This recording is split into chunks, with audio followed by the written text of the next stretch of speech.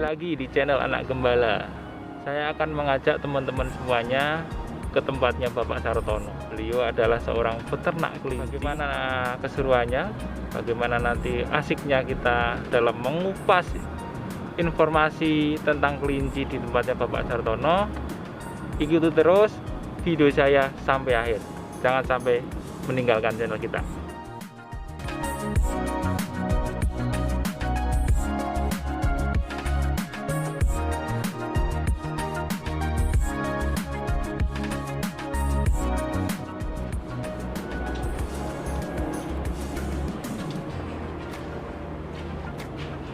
Selamat pagi Pak.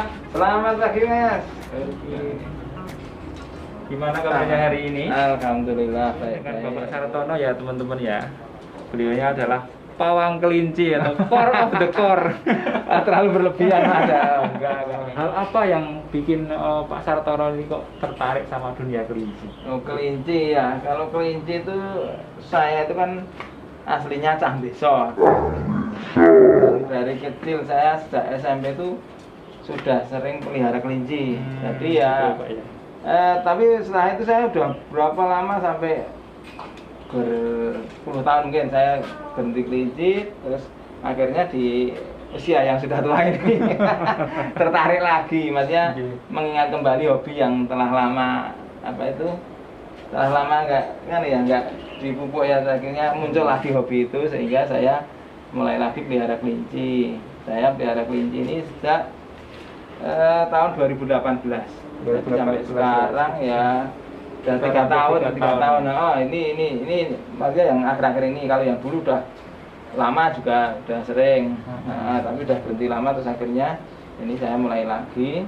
Ini awalnya memang saya hanya untuk kesenangan aja. Hobi ya, hobi ya, karena sibuk kerja, tanpa ada Selingan. tanpa selingan kan jenuh ya Mas ya. Betul sekali. Termasuk sebagai selingan pulang kerja, nginguk kandang. Dan juga penghasilan Pak ya. Alhamdulillah itu penghasilan. Bisa diceritakan Ya. Pak Sartono sekarang ini memelihara kelinci jenisnya apa saja Pak? Ini sekarang ada beberapa jenis, ada jenis rek, ada New Zealand, ada Holland Lop. Holland Lop itu yang kecil-kecil itu hias, ya. Terus sama ada Plumage Giant. Tapi Plumage Giant itu sekarang tinggal satu karena kemarin sudah dibeli orang, jadi sekarang tinggal satu, dan saya rencana itu Plumage Giant nanti mau saya keluarkan dulu aja, sekarang mau fokus ke Bentar Pak. ya. Ini kayaknya kok namanya kok kayaknya mengadopsi dari barat semua atau memang kelinci ini dari barat Pak?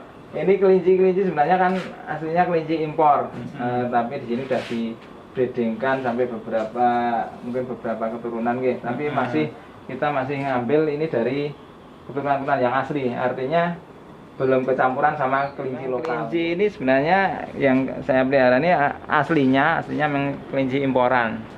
Cuman saya nggak ngambil yang asli impornya, cuman saya udah ngambil yang keturunan sampai 2 atau 3 kalinya keturunan gitu. Cuman ini masih kita belum kita silangkan dengan kelinci lokal. Artinya ini masih darah-darah asli impor gitu. Okay.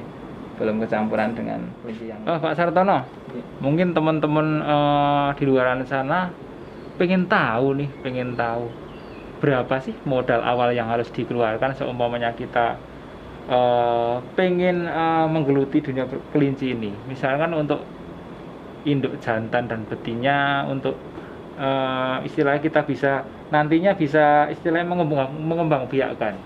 Bisa ceritakan? Ya, sebenarnya kalau mau memulai untuk saat ini sebenarnya malah kesempatan. Artinya kesempatan pada saat pandemi ini penjualan kan kemarin agak kurang lancar, sehingga harga juga otomatis turun. Jadi sekarang mau memulai malah justru kesempatan bisa dengan biaya yang ringan, biaya rendah. Kalau misalnya yang kemarin istilahnya pure anak-anak impor itu seharga, misalnya sapian itu seharga sepasang itu 2 juta, sekarang bisa sepasang separuhnya harganya. Jadi berarti sekitar 1 juta. 1 jutaan, iya. Bahkan kalau yang kelinci-kelinci sudah istilahnya kurang jelas terahnya, itu malah bisa lebih murah lagi. Misalnya bisa, sebenarnya kelinci itu nek kita mau ternak kelinci dan kita tidak harus ngarani sing kelas-kelas bagus, kita hanya memulai sambil belajar, itu bisa dengan modal yang paling kecil. Istilahnya misalnya kita beli kelinci yang masih lumayan bagus, cuman kelinci-kelinci dada campuran lokal itu bisa sepasang 100.000. Bisa itu. Nanti kita sambil belajar, kita pelihara, terus nanti sambil nanti kalau semakin kita tambah pengalaman, nanti upgrade kualitas yang baik, kualitas yang bagus gitu. Kendala apa saja Pak nanti apabila kita dalam kita awal mulai memelihara dan cara mengatasinya Pak? Kendalanya di mana? Di masalah pemasaran untuk anunya Pak ya, untuk kita dalam memelihara kan ada, misalkan ada musim pancaroba seperti ini Pak ya, mungkin terkait dengan penyakit gitu Pak. Iya. Ya memang tidak bisa dipungkiri untuk penyakit, memang kelinci itu kalau yang belum biasa pelihara itu kelinci itu makanya rumit, banyak penyakitnya gitu ya. Tapi intinya sebenarnya kalau kita itu dirawat dengan benar, yang kuncinya itu ya kalau kelinci harus tempatnya bersih, kering gitu. Peranji-peranji kan. Ya, nggih. Insya Allah nanti akan lebih sehat, nggih. Dan kalau memang mau pelihara sebaiknya kita harus punya SOP. Cuman saya sendiri SOP-nya sambil jalan, nggak ada SOP secara tertulis, nggih. Kalau memang kita mau profesional ya baiknya kita punya SOP, kita tulis. Mungkin jadi sebulan sekali vaksin gitu Pak? Bukan vaksin ya, untuk perawatan aja, lingkungan aja yang Pak. Nah, vaksinnya sampai saat ini saya belum menemukan juga. Nah, kelinci vaksinnya belum. Kalau ayam ada vitamin ya, mungkin vitamin ada. Tapi untuk vaksin untuk penyakit enggak.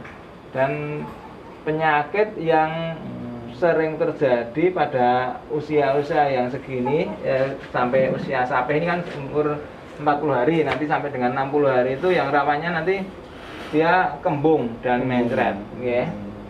Itu mungkin penyebabnya juga ada infeksi di saluran pencernaan. Infeksi biasanya karena mungkin tempat kurang bersih atau minuman juga baiknya yang matang baiknya ya. Tapi misalnya dari ledeng pun saya selama ini juga tidak ada masalah. Mungkin tadi di sana saya lihat Pak, ada yang mungkin sedang brodol apa dia sedang beranak gitu Pak. Oh iya, itu kalau kelinci itu kan secara nalurinya kalau mau beranak itu dia kan mencabuti bulu. Oh gitu. Karena anak kelinci itu masih itu belum ada bulunya. Jadi kalau nggak ditutupi dengan bulu induknya nanti akan kedinginan. Oh, gitu. Okay. Jadi memang itu udah dari nalurinya iya. Setiap sebelum beranak itu menjelang mana mungkin kadang ya satu kelinci dengan yang lain beda-beda. Ada yang 2 jam menjelang beranak baru nyabuti bulu. Ada 1 hari sebelumnya udah nyabuti bulu. Tapi yang jelas persiapan induknya itu sebelum beranak mesti dia membuat sarang dulu. Jadi dia kalau di alamnya dia kan mesti di lubang-lubang itu ya, biar aman. Nah kalau sini kita karena nggak ada yang bisa buat lubang, jadi kita kasih kotak sebelum dia beranak. Jadi kita pastikan atau kita tahu HPL-nya ya, HPL-nya tahu, terus 2 hari sebelum HPL kita masukin kotak. Kenapa 2 hari? Karena kadang-kadang juga dengan tanggalnya kadang-kadang yang maju. Kita akan jaga nih kalau manaknya maju, nanti kan terus kalau nggak ada kotaknya kan ting brebel, jadi kita nggak ketahuan bisa mati.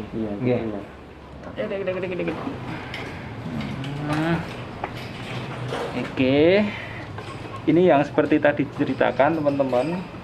Ini kita pas lagi momennya ya. Ternyata ini ada jenis Holland, tapi beliau katanya itu udah nggak begitu pure lagi ini. Ini baru umur sekitar 8 hari. Ini anaknya nih. Kelihatan ya teman-teman ya.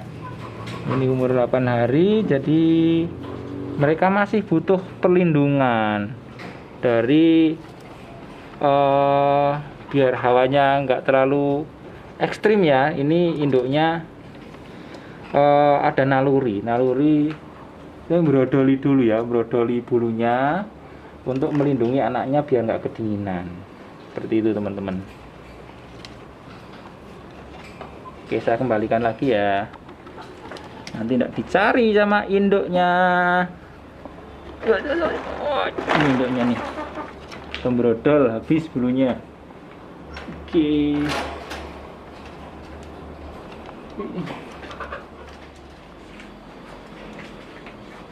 Ini yang namanya jenis rek ya. Jadi jenis rek ini bulunya halus. Iya. Jadi kadang-kadang orang mengatakan ini kelinci bulu karpet. Coba aja jangan pegang. Iya, Iya dah. Halus ya. Lembut banget teman-teman. Iya, iya.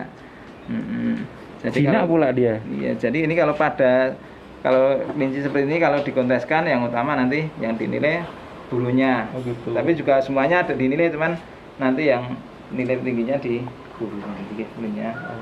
Terus Oke. Terkait dengan kelinci ini, mungkin kalau orang awam adole piye? Itu mungkin Pak Sartono lebih bisa menceritakan apakah punya komunitas atau gimana, Pak? Iya, oke. Jadi kalau kita mau pelihara kelinci, kalau seperti yang saya katakan tadi, kalau kita pemula sebaiknya kelinci yang jenis dagingan saja. Artinya, kenapa? Kalau dagingan kan penjualnya juga gampang. Nanti bisa biasanya dijual itu dengan timbangan. Ya, per kilonya untuk saat ini harga kira-kira 35 sampai 40 ribu. Oh ini Pak, ini berapa nih Pak harganya Pak? Kalau ini betina siapan untuk untuk dibreedingkan, ini harganya karena ini kelinci Rex pure. Hias itu termasuk hias, nggih. Ini pure artinya ini masih turunan dari impor dan belum kecampuran darah yang lain. Ini harganya sekitaran 1.500.000. Akan coba ini ya, angkat kelincinya ya. Oh, tuh. Oh, bisa. Ini kayak gini ya. Berat ini sekitar 5 kiloan Pak ya? Enggak ada itu, kalau berat ya? cuma paling 4 kiloan paling. 4 kiloan maksimal ya. Cantik teman-teman nih kelincinya. Ini saya serahkan lagi pada pawangnya. Iya, ini aja ya. Ini cantik. Ini teman-teman nanti pasti pada kepingin nih kayak gini nih. Silakan nanti kalau ingin berguru tentang kelinci datang ke Pak Sartono. Tempatnya di mana Pak? Ini di Dusun Kaliampo, Desa Kebumen, Kecamatan Pringsurat, Kabupaten Temanggung. Temanggung, Jawa Tengah. Temanggung, Jawa Tengah. Enggak jauh dari Magelang. dari Sumatera Jawa ya. Sumatera Jawa. Oke teman-teman, kalau ada yang mau tanya-tanya tentang informasi tentang kelinci, nanti nomornya HP beliau Pak Sartono akan kita tampilkan di deskripsi.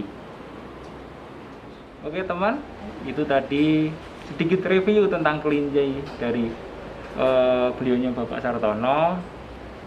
Nanti kalau ada yang perlu ditanyakan tentang informasi apa saja, nanti bisa menghubungi nomor HP-nya beliau Bapak Sartono. Nanti akan kita tampilkan di link deskripsi video. Jangan lupa klik like, subscribe, and share untuk mendapatkan update video berikutnya. Terima kasih. Terima kasih Pak ya.